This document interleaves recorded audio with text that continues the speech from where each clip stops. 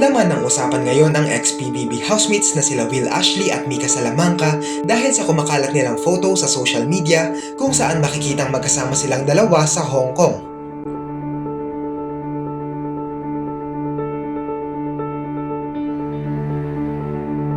Ang mga larawan noon na hindi pa sigurado kung totoo ay kinumpirma mismo ng fandom ni Mika na tunay at nakausap nila mismo ang nasabing celebrity para kumpirmahin ito.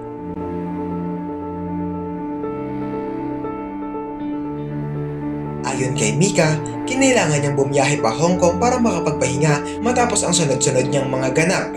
Dagdag pa niya, mga kaibigan lang niya ang talagang nakaplanong makasama niya sa out of the country na ito pero kalaunan ay nagbago ito kaya naging kasama si Will.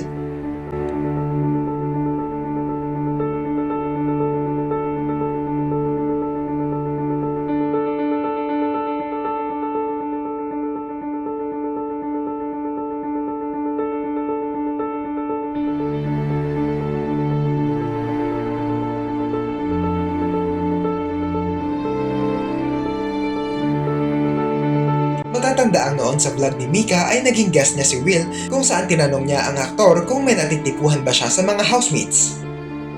Matapang itong sinagot ni Will at sinabing oo, at ang itinuro niya rito ay walang iba kundi si Mika. Panoorin ito. May natitipuhan ka ba sa mga housemates? Yes or no?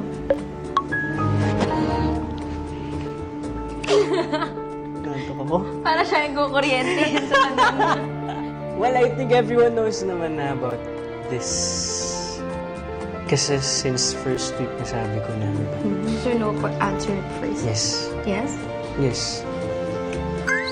Wow! Sino?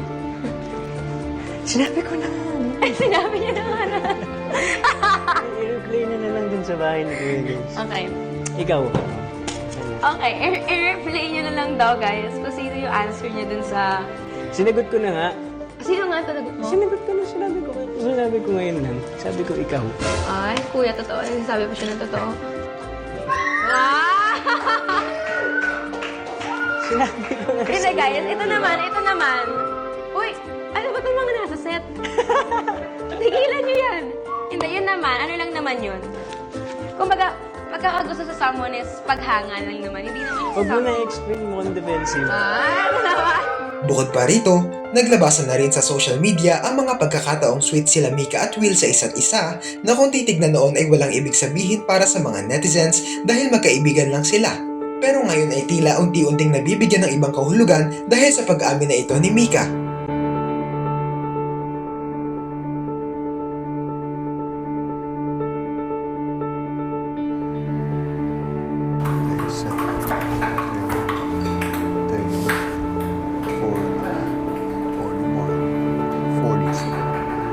Kaya mo yan.